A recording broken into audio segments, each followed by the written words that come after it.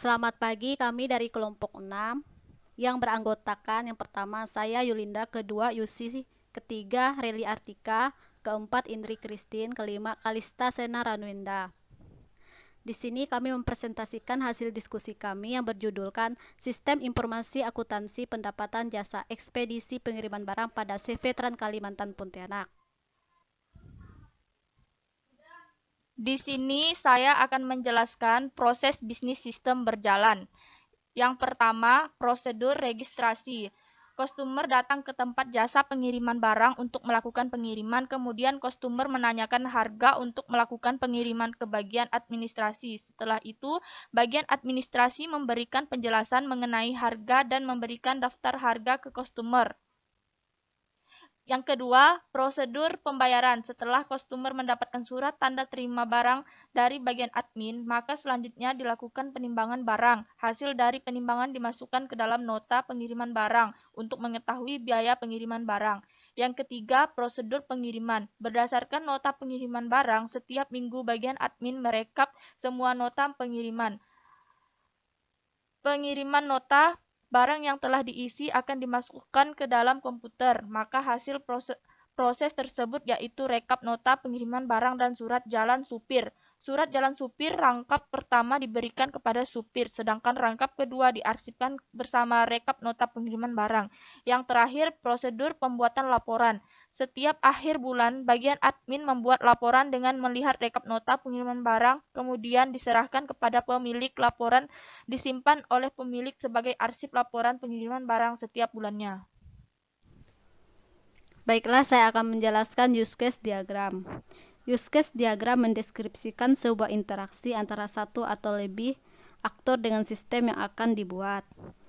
Use case diagram digunakan untuk mengetahui fungsi apa saja yang ada di dalam sebuah sistem dan siapa saja yang berhak menggunakan fungsi tersebut.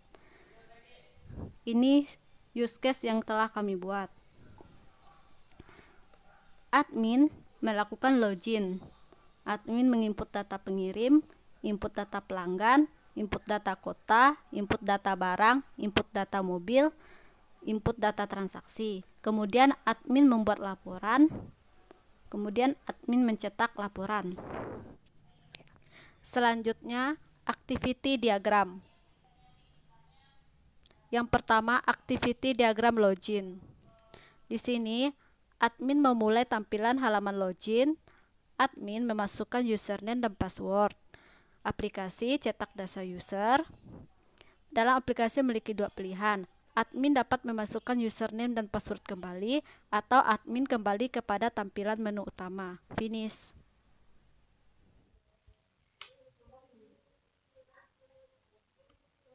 Kedua, activity diagram input data barang. Admin memulai memilih menu data barang. Setelah itu, aplikasi menampilkan form data barang. Setelah itu, aplikasi memilih tombol dan admin memasukkan data barang. Setelah itu, admin mengklik tombol barang. Setelah itu, aplikasi menyimpan data barang. Setelah itu, aplikasi menampilkan data barang. Admin mempunyai dua pilihan. Yang pertama, untuk hapus. Admin memilih data yang akan dihapus. Setelah itu, aplikasi menghapus data barang. Dan yang kedua, untuk ubah. Admin memilih data yang akan diubah. Setelah itu, admin merubah data barang. Setelah itu, admin mengklik transaksi ubah.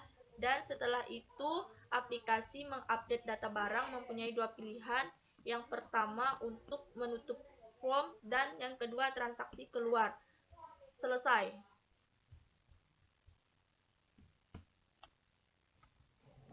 Yang ketiga, activity diagram pelanggan.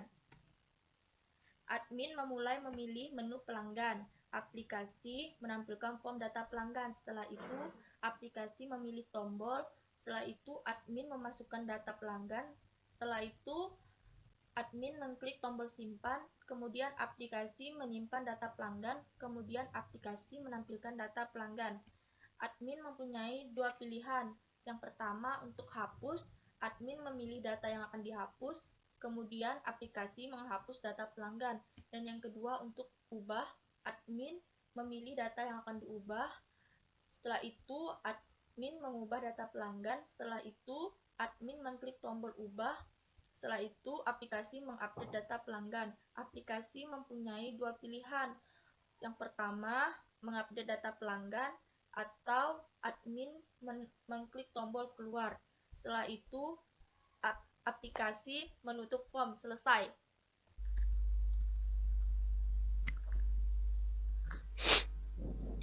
Baik, di sini saya akan menjelaskan activity diagram input data kota. Yang pertama, admin memulai memilih menu data kota, kemudian aplikasi menampilkan from data kota. Kemudian aplikasi memilih tombol tambah data. Selanjutnya admin memasukkan data kota, kemudian admin mengklik tombol simpan, kemudian aplikasi menyimpan data kota, kemudian aplikasi menampilkan data kota. Di sini admin memilih dua pilihan, yang pertama menghapus dan yang kedua mengubah. Yang pertama, admin memilih data yang akan dihapus, selanjutnya aplikasi menghapus data kota, kemudian aplikasi mengupdate data kota, kemudian admin memilih data yang akan diubah, selanjutnya admin mengubah data kota, kemudian admin keluar tombol ubah, selanjutnya aplikasi mengupdate data kota, kemudian admin mengklik tombol keluar, selanjutnya aplikasi menutup from. Selesai.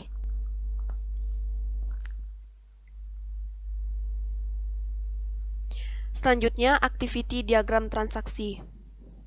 Yang pertama, admin memulai memilih menu transaksi pada menu utama, kemudian aplikasi menampilkan from data transaksi, kemudian aplikasi memilih tombol tambah data, selanjutnya admin memasukkan data transaksi, kemudian admin mengklik tombol simpan, kemudian aplikasi menyimpan data transaksi.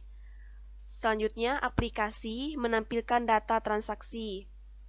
Di sini, admin memilih dua pilihan. Yang pertama, menghapus, dan yang kedua, mengubah. Yang pertama, memilih data yang akan dihapus. Selanjutnya, aplikasi menghapus data transaksi. Kemudian, aplikasi mengupdate data transaksi. Selanjutnya, admin memilih data yang akan diubah, kemudian mengubah data transaksi. Selanjutnya admin keluar tombol ubah, kemudian aplikasi mengubah data transaksi.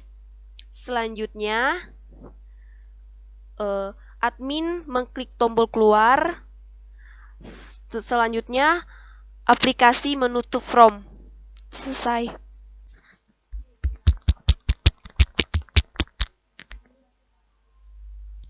Selanjutnya, di sini saya akan menjelaskan activity diagram cetak laporan.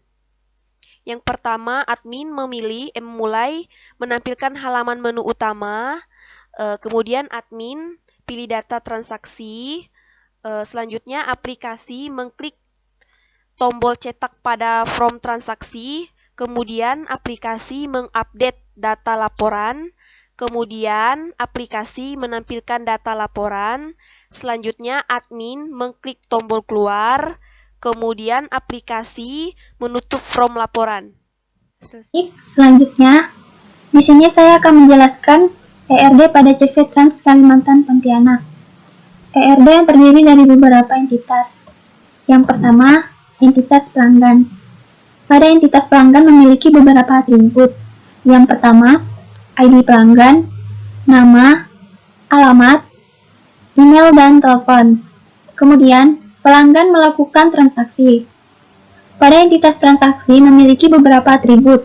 Yang pertama, nomor nota, alamat, telepon, ID pelanggan, total harga, jenis barang, ID kota, ID barang, tanggal transaksi, barang, ID supir, dan ID user.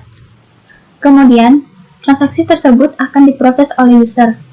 Pada entitas user memiliki beberapa atribut. Yang pertama, password, username, dan ID user. Kemudian, user akan mencatat nama-nama barang yang akan dikirim. pada entitas barang memiliki beberapa atribut. Yang pertama, barang, jumlah, jenis barang, nama barang, dan ID barang. Setelah barang dicatat, kemudian barang tersebut akan disiapkan oleh supir untuk melakukan pengiriman ke kota tujuan. Pada entitas supir memiliki beberapa atribut. Yang pertama, nomor SIM, nomor plat, ID supir, nama dan alamat. Dan pada entitas kota memiliki atribut nama kota, ID kota, dan kabupaten.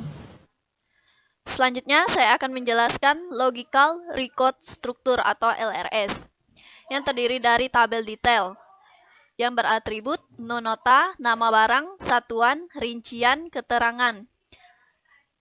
Selanjutnya, tabel barang, yang terdiri dari ID barang, nama barang, jenis barang, jumlah, berat. Selanjutnya, tabel pelanggan, yang beratribut ID pelanggan, nama, alamat, telepon, email. Selanjutnya, tabel mobil yang beratribut no plat. Selanjutnya, tabel pengirim yang beratribut ID pengirim, nama pengirim, alamat, telepon. Selanjutnya, tabel kota yang beratribut ID kota, nama kota, kabupaten. Selanjutnya, tabel supir yang beratribut ID supir, nama supir, alamat, no SIM, no plat, telepon.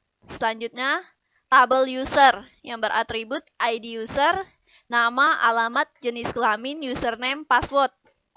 Selanjutnya, tabel transaksi yang beratribut no nota, tanggal transaksi, ID pengirim, alamat, telepon pengirim, ID jenis, berat, harga, total harga, ID barang, ID pelanggan, ID kota, ID supir, no plat, ID user.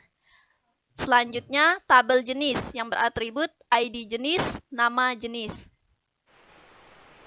Demikian presentasi dari kelompok kami. Jika ada kata-kata yang salah, kami mohon maaf. Sekian dan terima kasih.